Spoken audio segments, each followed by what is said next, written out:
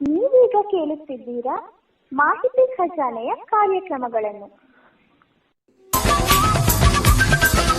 ಮಾಹಿತಿ ಖಜಾನೆ ಯೂಟ್ಯೂಬ್ ವಾಹಿನಿಗೆ ನನ್ನೆಲ್ಲ ಸಂಯುಕ್ತರಿಗೂ ಆತ್ಮೀಯವಾದ ಸ್ವಾಗತ. ಇಂದು ನಾವು ಮತ್ತೊಂದು ಉಪಯುಕ್ತ ಮಾಹಿತಿಯೊಂದಿಗೆ ಬಂದಿದ್ದೇವೆ. ಈ ವಿಡಿಯೋ ನಿಮಗೇನಾದರೂ ಇಷ್ಟವಾದಲ್ಲಿ ಲೈಕ್, ಶೇರ್, ಕಾಮೆಂಟ್ ಮಾಡಿ ಹಾಗೂ ಇನ್ನು ಹೆಚ್ಚು ಉಪಯುಕ್ತ ಮಾಹಿತಿಯನ್ನು ನಮ್ಮ ಯೂಟ್ಯೂಬ್ ವಾಹಿನಿಯಿಂದ ಏನಾದರೂ ನಿರೀಕ್ಷಿಸುತ್ತಿದ್ದೀರಾ? ನಿರೀಕ್ಷಿಸಿದಲ್ಲಿ ಬೆಲ್ ಐಕಾನ್ ಅನ್ನು ಕ್ಲಿಕ್ ಮಾಡುವುದರ ಮೂಲಕ ಸಬ್ಸ್ಕ್ರೈಬ್ ಆಗಿ.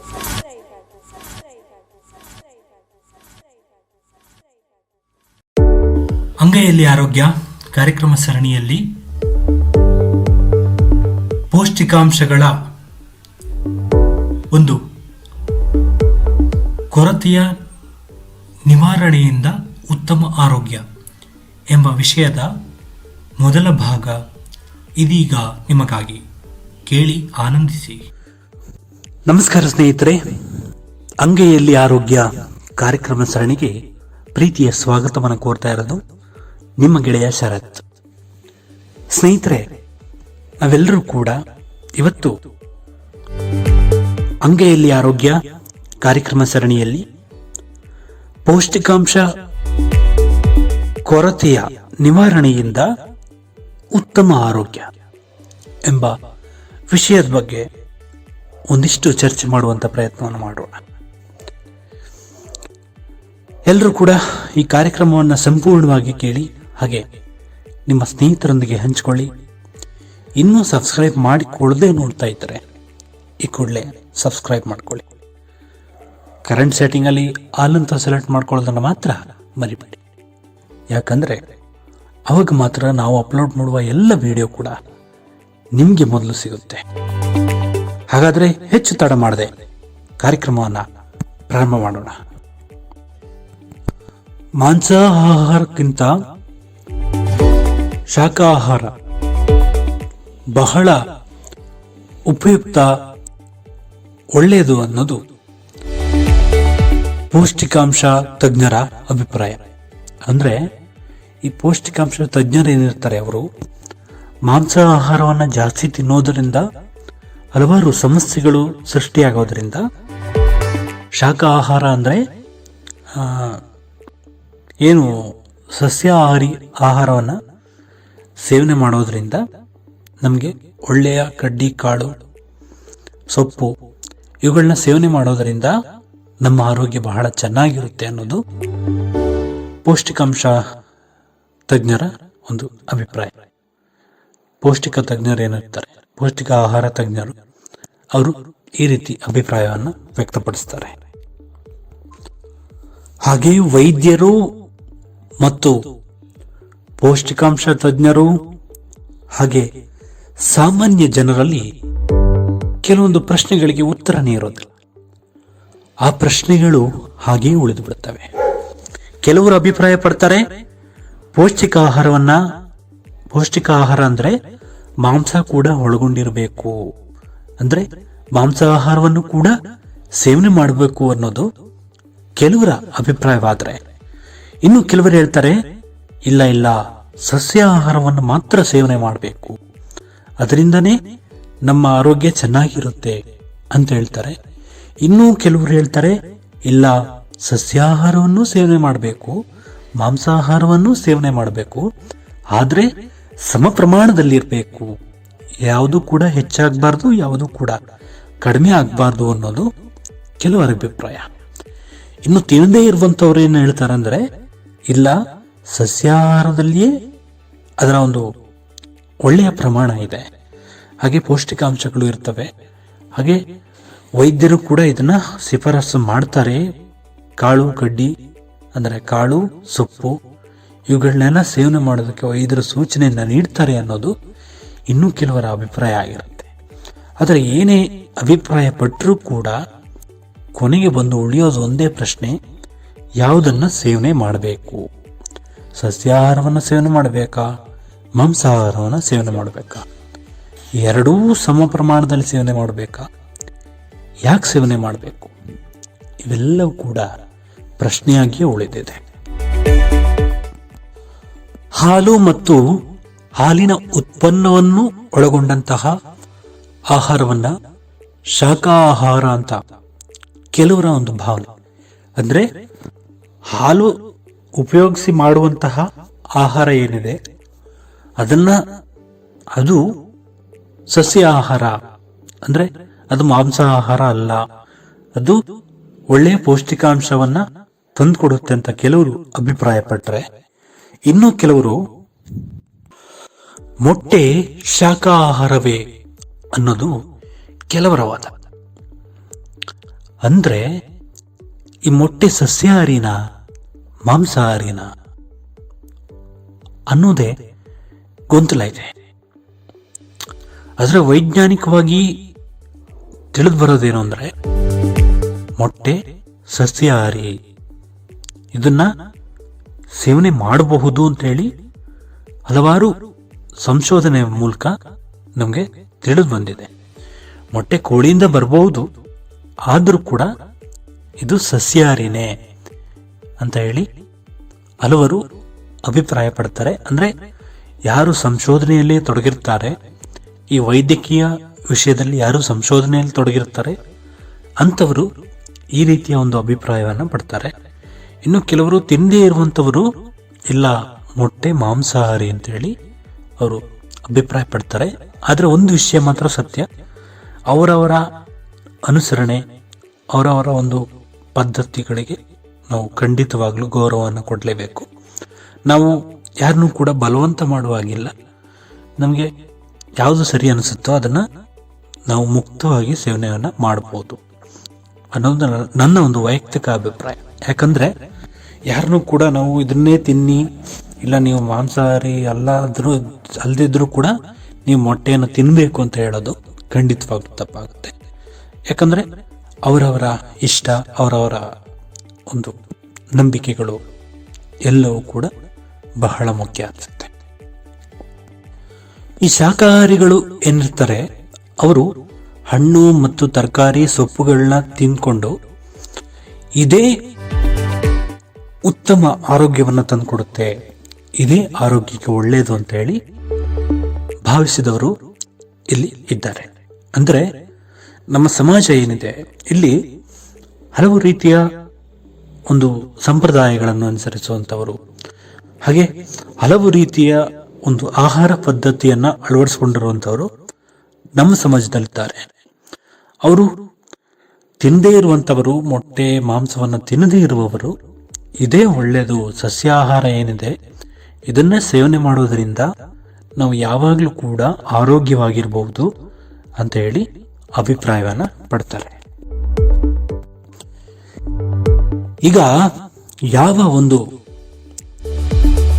ಶಾಕಾಹಾರಿಗಳಾದ್ರೂ ಮಾಂಸಾಹಾರಿಗಳಾದ್ರೂ ಕೂಡ ಅವರಿಗೆ ಒಂದು ಅಥವಾ ಎರಡು ಪೌಷ್ಟಿಕಾಂಶದ ಕೊರತೆಗಳು ಕಾಣಿಸ್ಕೊಳ್ಳೋದು ಮಾತ್ರ ತಪ್ಪೋದಿಲ್ಲ. ಈ ಆಹಾರವನ್ನು ಸೇವನೆ ಮಾಡಿದ ತಕ್ಷಣ ಎಲ್ಲಾ ಪೌಷ್ಟಿಕಾಂಶಗಳು ನಮಗೆ ಸಿಗುತ್ತೆ ಅಂತ ಅಲ್ಲ. ಇಲ್ಲಿ ವೈದ್ಯರು ಏನು ಸೂಚನೆಗಳನ್ನ ನೀಡಿರ್ತಾರೆ ಅದರ ಅನುಸಾರವಾಗಿ ನಾವು ಮುಂದುವರಿಯೋದು ಬಹಳ ಮುಖ್ಯ. ಯಾಕಂದ್ರೆ ಇವತ್ತು ನಾವು ಬಹಳ ತಿಳ್ಕೊಂಡಿದ್ದೇವೆ, ಆದರೆ ನಾವು ಯಾವ ಯಾವ ಆಹಾರಗಳನ್ನ ಸೇವನೆ ಮಾಡಬೇಕು, ಹೇಗೆ ಸೇವನೆ ಮಾಡಬೇಕು ಅನ್ನೋದನ್ನ ನಾವು ತಿಳ್ಕೊಂಡಿರೋದು ಬಹಳ ಮುಖ್ಯ. ಹೆಚ್ಚು ಮಾಂಸಾಹಾರವನ್ನು ತಿನ್ನುವವರು ಇದ್ದಾರೆ, ಆದರೆ ಅದು ಒಳ್ಳೆಯದಲ್ಲ. ಎಷ್ಟು ಬೇಕು ಅಷ್ಟು ಪ್ರಮಾಣದಲ್ಲಿ ವಾರಕ್ಕೊಮ್ಮೆ ತಿನ್ನೋದು ಬಹಳ ಒಳ್ಳೆಯದು ಅನ್ನೋದು ನನ್ನ ಒಂದು ಅಭಿಪ್ರಾಯ. ಅಷ್ಟೇ ಅಲ್ಲದೆ ಈ ಸಸ್ಯಾಹಾರಿಗಳೇನಿರ್ತಾರೆ ಅವರು ವೈದ್ಯರು ತಿಳಿಸಿದ್ದಾರೆ ಅಂತ ಹೇಳಿ ಅತಿ ಹೆಚ್ಚಾಗಿ ಸೊಪ್ಪು ತರಕಾರಿಗಳನ್ನ ತಿನ್ನೋದು ಬಹಳ ಒಳ್ಳೆಯದು. ಆದರೆ ಅದನ್ನೇ ಬೇಯಿಸದೆ ತಿನ್ನುವಂಥದ್ದು ಇವೆಲ್ಲ ಒಳ್ಳೆಯದಲ್ಲ. ಯಾಕಂದ್ರೆ ಹಸಿ ಯಾವುದನ್ನು ತಿನ್ನಬೇಕೋ ಅದನ್ನು ಮಾತ್ರ ತಿನ್ನಬಹುದು, ಆದರೆ ಎಲ್ಲವನ್ನೂ ಕೂಡ ಹಸಿ ಹಸಿಯಾಗಿ ತಿನ್ನುವಂಥದ್ದು ಒಳ್ಳೆಯದಲ್ಲ ಅನ್ನೋದು ವೈದ್ಯಕೀಯ ಒಂದು ಅಭಿಪ್ರಾಯವಾಗಿರುತ್ತೆ.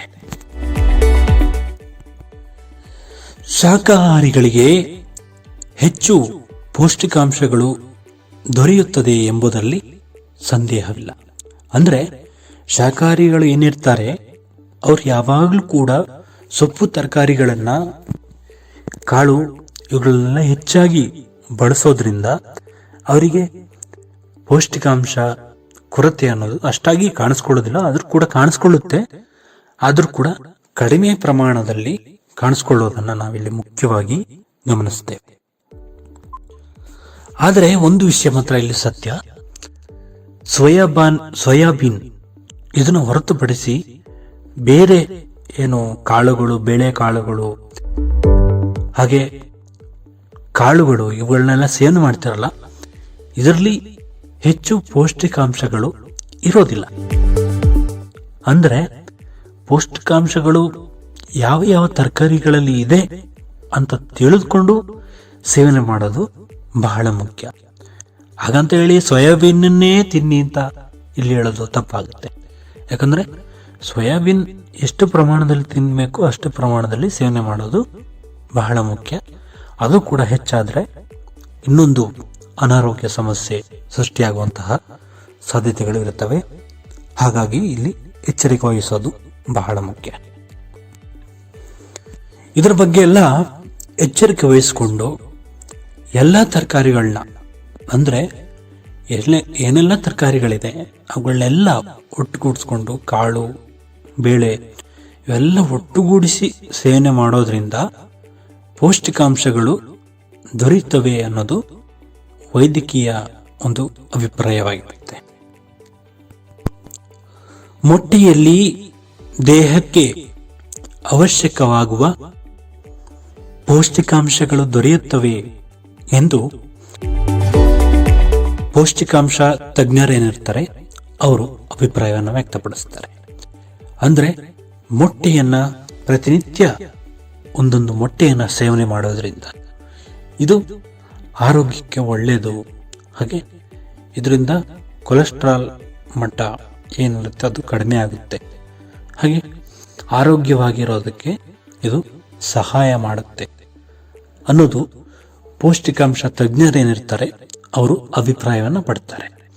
ಆದರೆ ಇಲ್ಲಿ ಶಾಕಾಹಾರಿಗಳು ಇದನ್ನ ತಿರಸ್ಕರಿಸುವಂತ ಸಾಧ್ಯತೆಗಳಿರ್ತವೆ. ಅಂದ್ರೆ ಯಾರು ಅವರ ಇಚ್ಛೆಗನುಸಾರ ಅದನ್ನ ಸೇವನೆ ಮಾಡೋದು ಬಹಳ ಮುಖ್ಯ. ನಿಮ್ಗೆ ಬೇಡ ಅಂದ್ರೆ ಅದನ್ನ ನೀವು ಬಿಟ್ಬಿಡ್ಬೋದು. ಆದ್ರೆ ಇಲ್ಲಿ ಯಾರು ಇದನ್ನ ತಿಳಿದುಕೊಂಡು ಮುಂದುವರಿತಾರೋ ಅವ್ರಿಗೆ ತುಂಬಾ ಉಪಯೋಗ ಆಗುತ್ತೆ.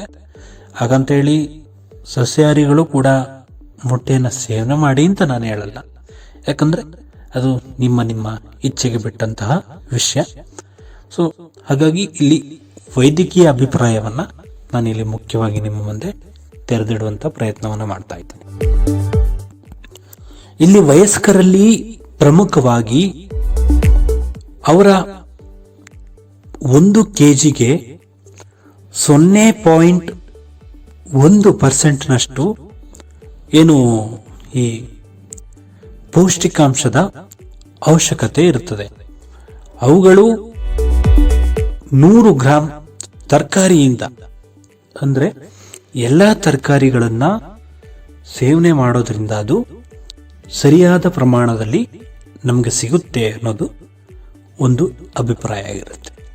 ಅಂದ್ರೆ ಇಲ್ಲಿ ವಯಸ್ಕರು ಏನಿರ್ತಾರೆ ಅವರಿಗೆ ವಯಸ್ಸಾಗ್ತಾ ಆಗ್ತಾ ಶಕ್ತಿ ಕಡಿಮೆ ಆಗುತ್ತೆ. ಅಂತ ಸಂದರ್ಭದಲ್ಲಿ ಹೆಚ್ಚು ತೂಕವನ್ನ ಅವರು ಹೊಂದ್ತಾರೆ. ಆ ತೂಕ ಆದಾಗ ಏನಾಗುತ್ತೆ, ದೇಹದ ಮೇಲೆ ಭಾರ ಹೆಚ್ಚಾಗುತ್ತೆ. ಅಂತ ಸಂದರ್ಭದಲ್ಲಿ ಪೌಷ್ಟಿಕಾಂಶ ಅನ್ನೋದು ಬಹಳ ಮುಖ್ಯ ಆಗುತ್ತೆ.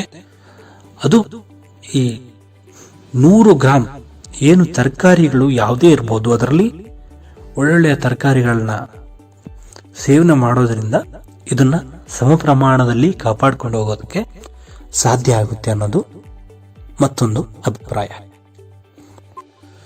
ಶರೀರಕ್ಕೆ ಹಾಲು, ಕೆನೆ, ಬೆಣ್ಣೆ, ತುಪ್ಪ ಇವುಗಳೆಲ್ಲ ದೊರೆಯದೇ ಇದ್ರೆ ಆರೋಗ್ಯಕ್ಕೆ ಇದು ಒಳ್ಳೆಯದಲ್ಲ.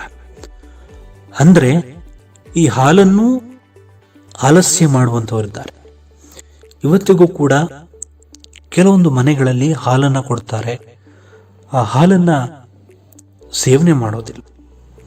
ಯಾಕಂದ್ರೆ ಅವರು ಒಂದು ರೀತಿಯ ಆಲಸ್ಯ, ನನಗೆ ಬೇಡ ಅನ್ನುವಂಥ ತಾತ್ಸಾರ, ಈ ತುಪ್ಪ, ಬೆಣ್ಣೆ, ಹಾಲಿನ ಕೆನೆ ಇವೆಲ್ಲ ಸೇವನೆ ಮಾಡೋದ್ರಿಂದ ಆರೋಗ್ಯ ಚೆನ್ನಾಗಿರುತ್ತೆ. ಹಾಗೆ ಇನ್ನೊಂದು ವಿಷಯ, ಇದನ್ನ ಯಾರು ಕೂಡ ಅನ್ಯತವಾಗಿ ಭಾವಿಸಬಾರದು ಅಂತ ಮೊದಲನೇದಾಗಿ ನಾನು ನಿಮ್ಮಲ್ಲಿ ರಿಕ್ವೆಸ್ಟ್ ಮಾಡ್ಕೊಳ್ತಾ ಇದ್ದೀನಿ. ಯಾಕಂದ್ರೆ ಇಂಥ ವಿಷಯಗಳ ಬಗ್ಗೆ ಮಾತಾಡುವಂಥ ಸಂದರ್ಭದಲ್ಲಿ ಬ್ಯಾಡ್ ಕಾಮೆಂಟ್ಗಳು ಬರುವಂತಹ ಸಾಧ್ಯತೆಗಳು ಇರ್ತವೆ. ಹಾಗಾಗಿ ನಾನು ಇಲ್ಲಿ ಮೊದಲನೇದಾಗಿ ರಿಕ್ವೆಸ್ಟ್ ಮಾಡ್ಕೊಳ್ತಾ ಇದ್ದೀನಿ. ಏನು ಅಂದರೆ, ಈ ಮೊದಲ ರಾತ್ರಿ ಏನಿರುತ್ತೆ ಅಂಥ ಸಂದರ್ಭದಲ್ಲಿ ಆ ಹೆಣ್ಣು ಗಂಡಿಗೆ ಹಾಲನ್ನ ಕೊಡ್ತಾರೆ.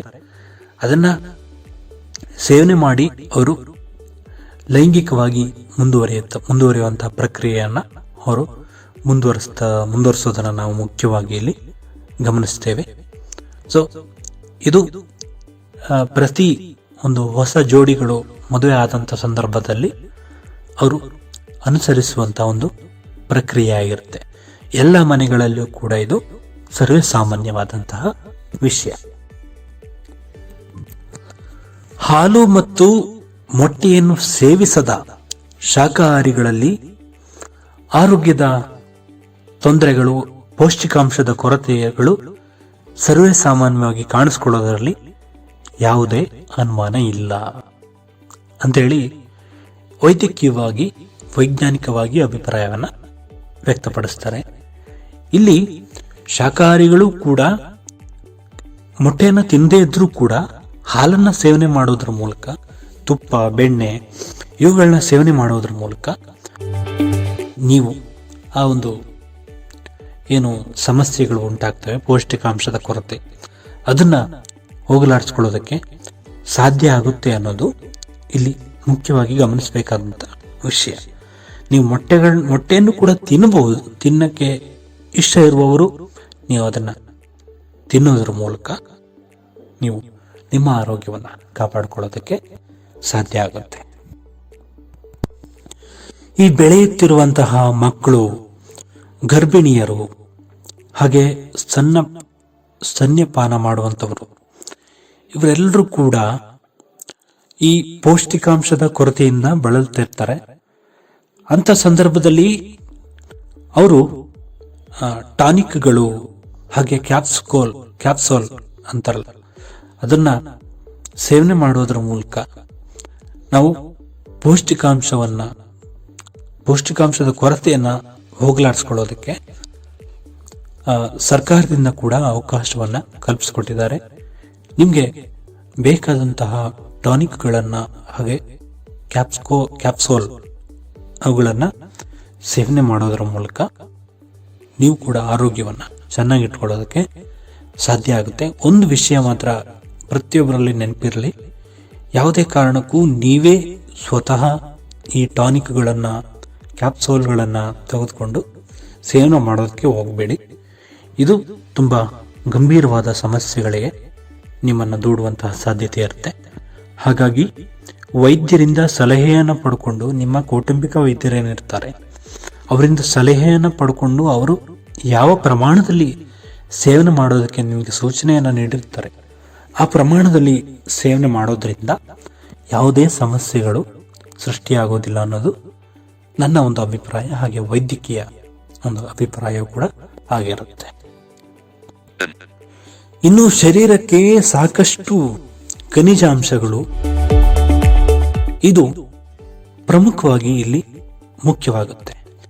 ಅಷ್ಟೇ ಅಲ್ಲದೆ ಕಬ್ಬಿಣದ ಖನಿಜಾಂಶಗಳು ಇಲ್ಲಿ ಪ್ರಮುಖ ಪಾತ್ರವನ್ನು ವಹಿಸುತ್ತದೆ. ಇವೆಲ್ಲವೂ ಕೂಡ ನಮ್ಮ ದೇಹದಲ್ಲಿ ಸಮ ಪ್ರಮಾಣದಲ್ಲಿ ಇರುವ ಹಾಗೆ ನೋಡಿಕೊಳ್ಳುವುದು ಬಹಳ ಮುಖ್ಯ ಅನಿಸುತ್ತೆ. ಬೇಳೆಕಾಳುಗಳು ಹಾಗೆ ಹಸಿರು ತರಕಾರಿ, ಸೊಪ್ಪುಗಳಲ್ಲಿ ಈ ಒಂದು ಖನಿಜಾಂಶಗಳು ನಮಗೆ ಸಿಗ್ತವೆ.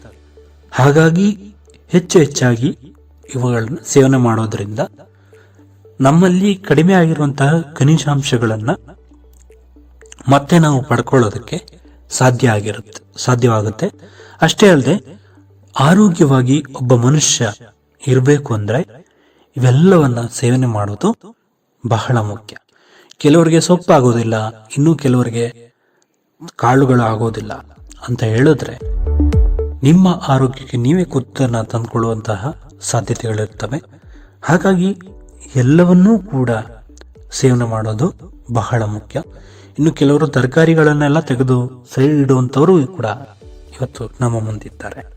ಆದರೆ ಒಂದು ವಿಷಯ ಮಾತ್ರ ಸತ್ಯ, ಯಾವುದೇ ತರಕಾರಿಗಳು ಕೂಡ ಕೆಟ್ಟದಲ್ಲ. ಅದನ್ನು ನಾವೆಲ್ಲರೂ ಕೂಡ ಸಮ ಪ್ರಮಾಣದಲ್ಲಿ ಸೇವನೆ ಮಾಡೋದು ಬಹಳ ಮುಖ್ಯ ಅನಿಸುತ್ತೆ. ಹೀಗೆ ಕರಿಬೇವಿನ ಸೊಪ್ಪಿರ್ಬೋದು, ಇದನ್ನು ಸೇವನೆ ಮಾಡೋದರಿಂದ ಏನೂ ಆಗೋದಿಲ್ಲ. ಹಾಗೆ ಈರುಳ್ಳಿ, ಇದು ಕೂಡ ಅಷ್ಟೇ, ಬೆಳ್ಳುಳ್ಳಿ, ಇವುಗಳನ್ನೆಲ್ಲ ಸೇವನೆ ಮಾಡ್ಬೋದು. ಇದರಿಂದ ಯಾವುದೇ ಸಮಸ್ಯೆಗಳು ಉಂಟಾಗೋದಿಲ್ಲ. ಇನ್ನು ಮೆಣಸಿನಕಾಯಿ ಇದನ್ನು ಸೈಡ್ಗೆ ಇಟ್ಟರೆ ಏನೂ ತೊಂದರೆ ಆಗೋದಿಲ್ಲ. ಆದರೆ ಒಣಮೆಣಸಿನಕಾಯಿ ಇದನ್ನು ಬಳಸೋದು ಬಹಳ ಮುಖ್ಯ. ಹಸಿರು ಮೆಣಸಿನಕಾಯಿಯನ್ನು ಸ್ವಲ್ಪ ಕಡಿಮೆ ಪ್ರಮಾಣದಲ್ಲಿ ಬಳಸಿ ಒಂದು ಒಣಮೆಣಸಿನಕಾಯಿಯನ್ನು ಬಳಸೋದ್ರಿಂದ ನಮ್ಮ ಗ್ಯಾಸ್ಟ್ರಿಕ್ ಸಮಸ್ಯೆ ಇರ್ಬೋದು, ಇನ್ಯಾವುದೇ ತೊಂದರೆಗಳು ಬರದೇ ಇರೋ ಥರ ನೋಡ್ಕೊಳ್ಳೋದಕ್ಕೆ ಇದು ಮುಖ್ಯವಾಗಿ ಸಹಾಯಕವಾಗುತ್ತೆ. ನಾವು ಸೇವಿಸುವ ಬೇಳೆ ಕಾಳುಗಳಲ್ಲಿ 2-3% ಕಬ್ಬಿಣ ಅಂಶಗಳು ನಮ್ಮ ದೇಹ ಅದನ್ನ ಹೀರ್ಕೊಳ್ಳುತ್ತೆ. ಅಂದ್ರೆ ನಾವು ಏನು ಸೇವನೆ ಮಾಡ್ತೀವಿ, ಬೇಳೆ ಕಾಳುಗಳು, ಎಲ್ಲ ಕಾಳುಗಳನ್ನ ಹೇಗೆ ಸೇವನೆ ಮಾಡ್ತೀವಿ, ಅಲ್ಲಿ ಪ್ರಮುಖವಾಗಿ ಈ ಕಬ್ಬಿಣದ ಅಂಶಗಳೇನಿರುತ್ತೆ ಅದು ಪ್ರಮುಖವಾಗಿ ದೇಹಕ್ಕೆ ಬೇಕಾಗಿರುವಂಥ ಅಂಶ. ಇದು ನಾವು ಏನು ಸೇವನೆ ಮಾಡ್ತೀವಿ ಅದು ದೇಹಕ್ಕೆ ಬೇಕಾದಂತಹ ಒಳ್ಳೆಯ ಅಂಶಗಳನ್ನು ಅದು ಹೀರ್ಕೊಂಡು ಬೇಡದೇ ಇರುವಂತಹ ಕೆಟ್ಟ ಒಂದು ಅಂಶಗಳೇನಿರ್ತವೆ ಅವುಗಳು ನಮ್ಮ ದೇಹದಿಂದ ಹೊರ ಹೋಗೋದನ್ನು ನೀವು ಸರ್ವೇ ಸಾಮಾನ್ಯವಾಗಿ ಗಮನಿಸಿರ್ತೀವಿ. ಅದು ಮೂತ್ರದ ಮೂಲಕ ಇರಬಹುದು, ಒಂದು ಏನು ನಿತ್ಯ ಕಾರ್ಯದ ಮೂಲಕ ಇರಬಹುದು, ಅದು ಸರ್ವೇ ಸಾಮಾನ್ಯ, ಎಲ್ರಿಗೂ ಕೂಡ ಗೊತ್ತಿರುವಂತಹ ಒಂದು ವಿಷಯ.